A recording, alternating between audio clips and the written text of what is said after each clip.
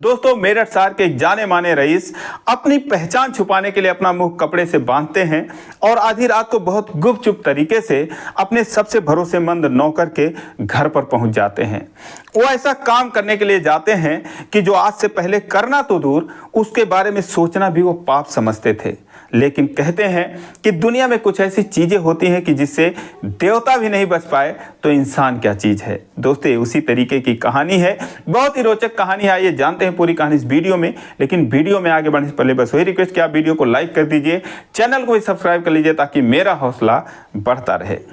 दोस्तों, ये कहानी उत्तर प्रदेश के मेरठ जिले की उन व्यक्ति का नाम सेठ प्रेमनाथ होता है। दोस्तों, यहाँ पर नाम बदल दिया गया है क्योंकि किसी की निष्ठा का उल्लंघन ना हो। तो दोस्तों, जो सेठ प्रेमनाथ जी होते हैं, बहुत ही अमीर आदमी, करोड़पति अरबपति आदमी होते हैं। बहुत लंबा चौड़ा उनका कारोबार था। उनके परिवार में कुल 5 लोग होते हैं। 2 जवान बेटियां, एक 22 साल की, एक 24 साल की, एक 19 साल का बेटा। उसके अलावा उनकी एक पत्नी होती है और खुद होते हैं। ये 5 लोग होते हैं। तीनों बच्चे दिल्ली के नामी गिरामी कॉलेज में पढ़ाई करते थे।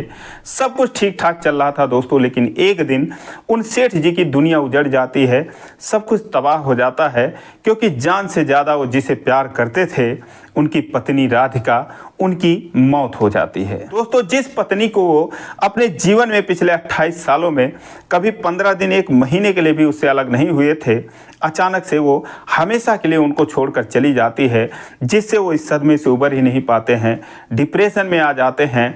उनकी तबीयत खराब होने लगती है, गुमसुम रहने लगते हैं, कारोबार में उनका मन नहीं लगता है और इसका असर चारों तरफ से होने लगता है।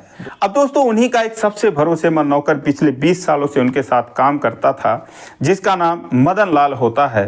दोस्तों, वो जब सेठ जी को इस हालत में देखता है, बहुत ही निराश होता है, परेशान होता है। वो सेठ जी को बहुत समझाता है, बुझाता है, लेकिन सेठ जी समझने का नाम ही नहीं ले रहे थे। एक दिन वो ऑफिस में बैठे थे और मदन लाल को बुलाते हैं, कहते हैं कि मदन, मेरा तो भगवान पर से भरोसा उठ गया है और मैंने सपने में भी नहीं सोचा था कि राधिका मुझे यूं छोड़कर चली जाएगी।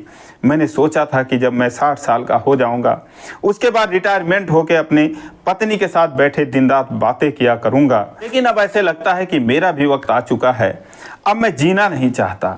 दोस्तों, उसके बाद मदन लाल कहता है कि सेठ जी, अपने बच्चों के बारे में सोचिए, कारोबार के बारे में सोचिए। इस दुनिया से सबको एक दिन जाना होता है, जिसका जब वक्त आएगा वो चला ही जाएगा।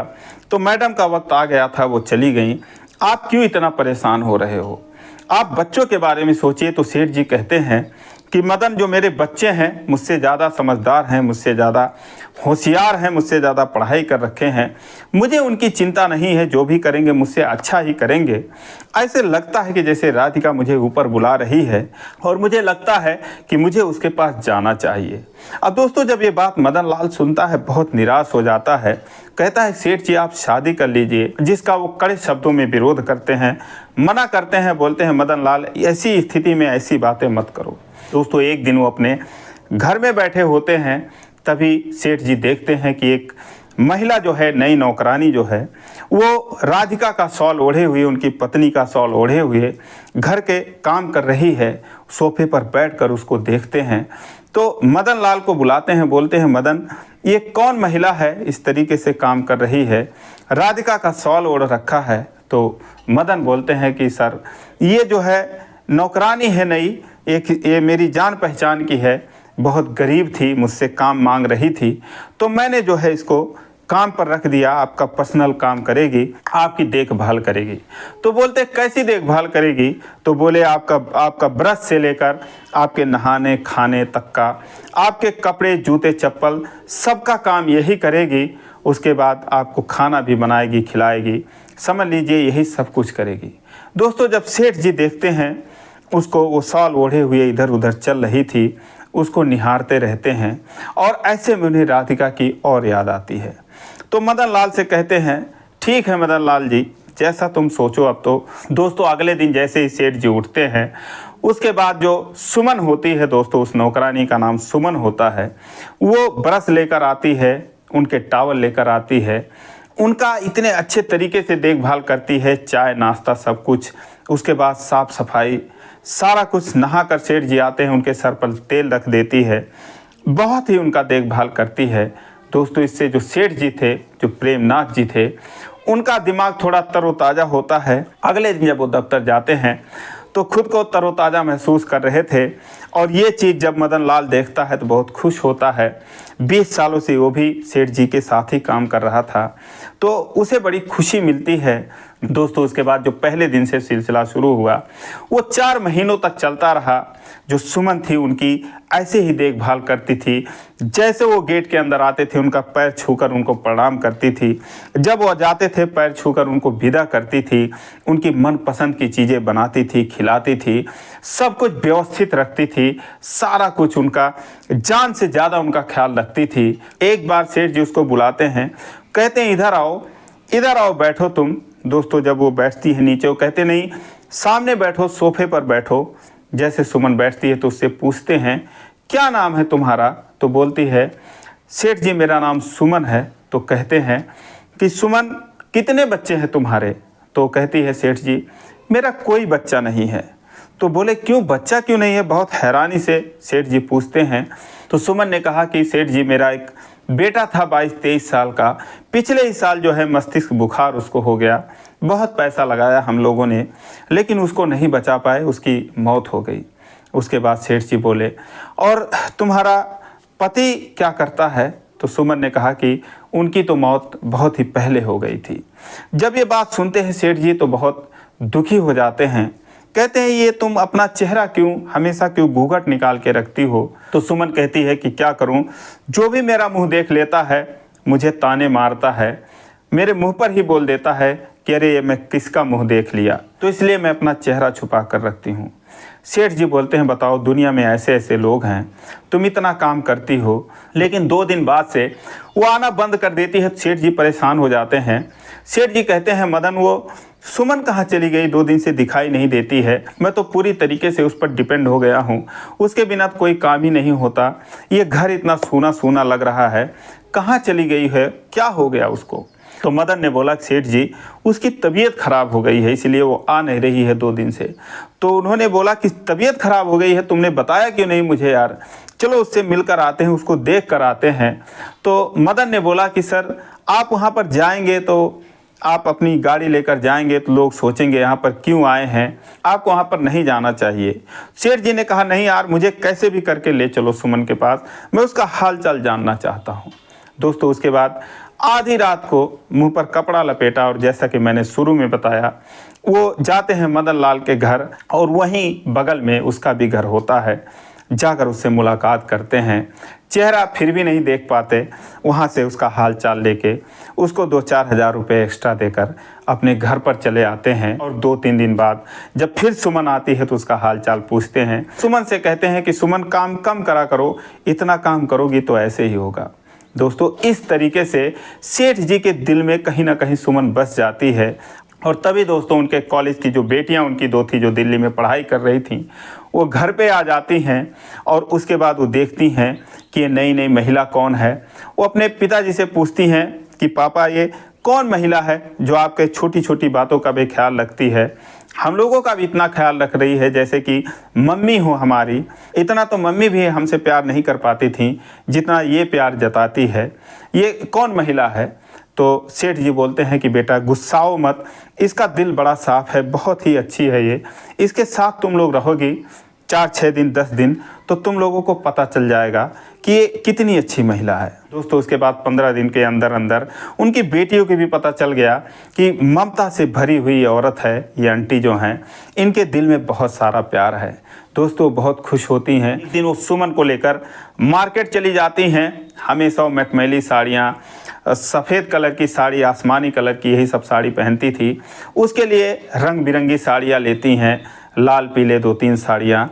उसके बाद उसको घर पर लेकर आती हैं और सुमन से कहती हैं कि आंटी आप इन साड़ियों को पहनो और घूंघट किए बिना आप घर में रहो, घूंघट में रहती हो तो अच्छा नहीं लगता, हम आपका चेहरा नहीं देख पाते। दोस्तों सुमन बहुत मना करती है लेकिन ये लोग ज़बरदस्ती, भाई जिनके जिद के आगे किसी की क्या बस की इनकी बात ना माने, सुमन को पहनना पड़ता है।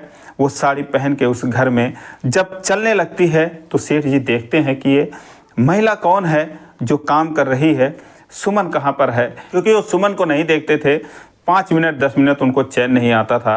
सुमन उनको इतनी अच्छी लगती थी, तो खुद उसको बुलाते हैं और कहते हैं, ये बताओ तुम कौन हो, सुमन कहाँ पर है? तो बोलती है, सेठ जी मैं ही सुमन हूँ। दोस्तों सुमन का चेहरा देखकर सेठ जी एकदम दंग रह जाते हैं, हैरान रह जाते हैं। उसके बाद उसको हैरानी भरे नज़रों से देखते हैं और कहते हैं, बताइए इतना खूबसूरत चेहरा तुम छुपा कर रखती थी।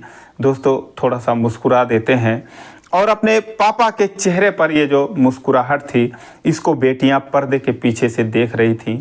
वो बहुत खुश हो जाती हैं। उसके बाद वो रात को अपने पापा से बोलती हैं कि पापा आप शादी कर लीजिए। अब जब ये बात सुनते हैं तो कहते हैं, क्या बात कर रही हो तुम लोग? तो कहती हैं, हाँ पापा, भले ही आप सुमन आंटी से ही शादी कर लीजिए, आप शादी कर लीजिए। अब दोस्तों जब सुमन का नाम वो लेती हैं और सेठ जी जब सुनते हैं तो दोस्तों उनके मन में तो सुमन 2-4 महीने पहले से ही बस चुकी थी, लेकिन वो कभी कह नहीं पाए। मदन से भी कई बार कहना चाहते थे लेकिन कह नहीं पाए। आज बेटियों ने जब खुद कह दिया कि आप चाहे सुमन आंटी से ही शादी कर लो, क्योंकि मैं आंटी को खोना नहीं चाहती हूँ। हम लोगों से आंटी बहुत प्यार करती हैं, हम लोग भी आंटी से बहुत प्यार करते हैं। और अंत में सेठ जी हाँ कर देते हैं। दोस्तों जो भी कुछ सेठ जी के साथ हुआ, उनकी बेटियों ने और मदन ने पहले से ही प्लान बना कर रखा था। जब सेठ जी डिप्रेशन में थे, उनकी बचने की उम्मीद नहीं थी, ऐसे लग रहा था कि वो अब इस दुनिया से चले ही जाएंगे अपनी पत्नी की याद में, तो मदन लाल बहुत परेशान होते हैं और एक दिन दिल्ली जाकर उन बेटियों से मुलाकात करते हैं और उस बेटे से भी मुलाकात करते हैं। ये चारों लोग बैठकर विचार विमर्श करते हैं। मदन लाल कहते हैं, अगर ऐसा ही चलता रहा तो सेठ जी ज़्यादा दिन इस दुनिया में रहेंगे ही नहीं। ये बात सुनकर बेटियां बहुत दुखी होती हैं, रोने लगती हैं। वो कहती हैं, नहीं अंकल, आप कैसे भी करके पापा की जान बचाइए, हम कुछ नहीं जानते, आप कुछ भी करिए, आप उनकी शादी करवा दिए, किसी ऐसी महिला की तलाश करिए कि जो पापा का दिल जीत सके, जो मम्मी की जगह ले सके। तो दोस्तों जो सुमन होती है वो मदन लाल की साली होती है, विधवा होती है। मदन लाल उससे बात करते हैं तो पहले तो कहती है मुझसे ये नहीं हो पाएगा, इस तरीके का नाटक नहीं हो पाएगा। तो वो बोलते हैं कि नाटक नहीं करना, तुम्हें रियल में ही करना है। सेठ जी बहुत अच्छे आदमी हैं, 50 साल उनकी उम्र है, 45 साल की उम्र तुम्हारी भी है, तुम्हारी वजह से ये बेटियां अनाथ होने से बच जाएं। दोस्तों वो बेटियां उनके पैर पकड़ लेती हैं और कहती हैं, आंटी प्लीज़ आप हमारी मदद करिए, आप प्लीज़ हमारे पापा को बचाइए। तो इस तरीके से सारे लोग प्लान बनाकर और सुमन को जो है सेठ जी के घर में नौकर बनाकर भेजते हैं। और वाकई में सुमन एक बहुत ही अच्छी महिला थी, बहुत ही शानदार औरत होती हैं। वो पूरी ईमानदारी से काम करती हैं और आखिरकार सेठ जी एक ऐसी दोस्त पाकर, एक ऐसा साथी पाकर वो अपने पत्नी के गम को भुला देते हैं और उनके बच्चे अनाथ होने से बच जाते हैं। सुमन उसी समर्पण से उस परिवार को संभालती है, वैसे ही काम करती है और ये देखकर मदन बहुत खुश होता है, बेटियां बहुत खुश होती हैं, वो बेटा बहुत खुश होता है। दोस्तों वैसे सुमन को धन और दौलत की लालच थी नहीं। जैसे हाल सेठ जी का था वही हाल सुमन का भी था। अपने बेटे की मौत से सुमन भी एकदम डिप्रेशन में आ चुकी थी, लेकिन वो सोची कि चलो किसी की ज़िंदगी बच जाए, किसी का घर बच जाए, कोई और बच्चे हैं जो अनाथ होने से बच जाएं। तो इसलिए उसने जो है फैसला किया कि ठीक है मैं ऐसा ही काम करूंगी। तो जो भी कुछ हुआ ये मदन लाल और उनकी बेटियों ने प्लान किया हुआ था और इसको अंजाम दिया था सुमन ने। लेकिन कुछ भी हो, जो भी हुआ बहुत बेहतर हुआ, बहुत अच्छा हुआ। उसके बाद इन दोनों की शादी हो गई, बच्चे अनाथ होने से बच गए। और दोस्तों ये 2005 की कहानी है। सारे लोग अपने अपने जगह पर सुखी हैं। तो दोस्तों ये रही कहानी। आपको कैसी लगी कमेंट करके ज़रूर बताइए। ज़रा भी अच्छी लगी हो तो वीडियो को लाइक करिए, चैनल को सब्सक्राइब करिए। फिर मिलेंगे अगले वीडियो में, तब तक के लिए जय हिंद।